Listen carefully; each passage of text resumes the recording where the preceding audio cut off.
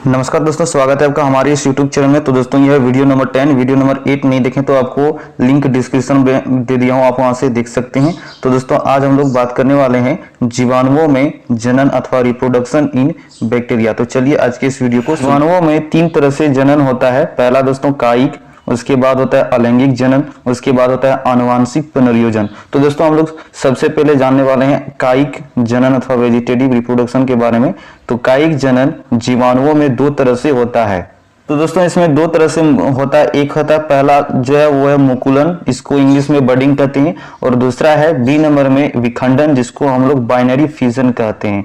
तो सबसे पहले हम लोग बात करते हैं मुकुलन अथवा बडिंग में। विधि में बैक्टीरिया से आउट ग्रोथ निकल कर आते हैं और ये जो है कोशिका में संकीर्णन जो है बनकर अलग हो जाता है और नई कोशिका का निर्माण करता है।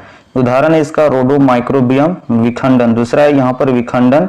तो विखंडन में लिखेंगे हम लोग कि इस विधि में जीवाणु को कोशिका में अनुप्रस्थ कोशिका भित्ति बनकर 2 संतति कोशिकाओं में बंट जाती है। इसका उदाहरण है बेसिलस। दूसरा है अलैंगिक जनन, एसेक्सुअल रिप्रोडक्शन। तो जीवाणुओं में अलैंगिक जनन बीजाणुओं द्वारा होता है, परंतु कुछ जीवाणुओं में अलैंगिक जनन कॉन्डियम, चल बीजाणु तथा पुटी द्वारा होता है। हम लोग कॉन्डियम्स में कैसे जनन होता है, उसके बाद चल बीजाणु में कैसे जनन होता है, उसके बाद पुटी में कैसे जनन होता है, इन सभी को बारी बारी से जानेंगे। पहला है अंतः बीजाणु इंडोस्पोर। तो इसमें बैक्टीरिया की कोशिकाओं में प्रतिरोधी बीजाणु का निर्माण होता है। इसकी एक कोशिका से केवल एक बीजाणु का निर्माण होता है। अंतः बीजाणु बनने की क्रिया जीव द्रव्य के अंतर्लवन इनवेजिनेशन से आरंभ होती है। इस प्रकार बनी जीव द्रव्य झिल्ली कॉर्टेक्स के बाहर जो है जीवाणुचूल, जिसको हम लोग इंग्लिश में स्पोर कोट कहते हैं, बनता है।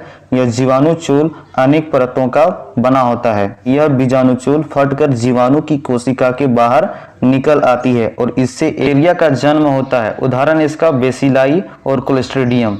दूसरा इसमें कोनिडियम या कोनोडिया। तो कुछ जीवाणुओं में तंतुमय संरचना पाई जाती है। इन तंतुओं में भित्तियां बनने के कारण ये अनेक भागों में बंट जाते हैं। इन प्रत्येक भागों को कोनिडियम कहते हैं। इसका उदाहरण है स्ट्रेप्टोमाइसिस। इसका उदाहरण है स्ट्रेप्टोमाइसिस। और तीसरा नंबर है चल बीजाणु जूस्पोर। तो इसमें लिखेंगे इसमें चल बीजाणुओं का निर्माण होता है। इसमें सिर्फ विधि राइजोबियम में पाई जाती है। तीसरा यहाँ पर चौथा है आपका पुटी यानी किस्ट, इसको इंग्लिश में CYST किस्ट कहते हैं। तो कुछ जीवाणुओं में मोटी भित्ति वाले बीजाणु बनते हैं, इसे ही पुटी। उदाहरण है एजिटोबैक्टर। अब हम लोग तीसरा बात करने वाले हैं आनुवांशिक पुनर्योजन, जेनेटिक रिकॉम्बाइनेशन। तो इसमें लिखेंगे हम लोग जीवाणुओं में लैंगिक जनन को आनुवांशिक पुनर्योजन भी कहा जाता है। यह 3 प्रकार से होता है। ये जो आनुवांशिक पुनर्योजन होता है यह मुख्यतः 3 तरीके से होता है। तो सबसे पहला है रूपांतरण, ट्रांसफॉर्मेशन। तो सर्वप्रथम रूपांतरण क्रिया का अध्ययन 1928 ईस्वी में ग्रिफिथ नामक अंग्रेज अधिकारी ने किया था। इसके बाद 1944 में एवेरी, मैकीलियोड और मैकार्टी ने रूपांतरण के सिद्धांत का आविष्कार किया था। दूसरा यहाँ पर पारकर्मन, जिसको हम लोग इंग्लिश में कहते हैं ट्रांसडक्शन।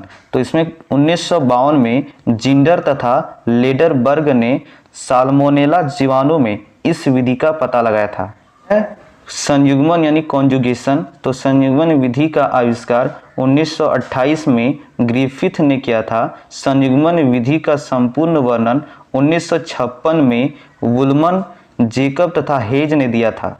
है कि दाता कोशिका, जिसको हम लोग डोनर सेल कहते हैं, दाता कोशिका में फैक्टर पाया जाता है। जो दाता कोशिका होते हैं, डोनर सेल होते हैं, उसमें आपका जाके F फैक्टर पाए जाते हैं। तो सब्सक्राइब नहीं किया तो सब्सक्राइब कर लेना और बेल आइकन प्रेस करके ऑल पर सेट कर देना, ठीक है। और इस वीडियो को लाइक कर देना।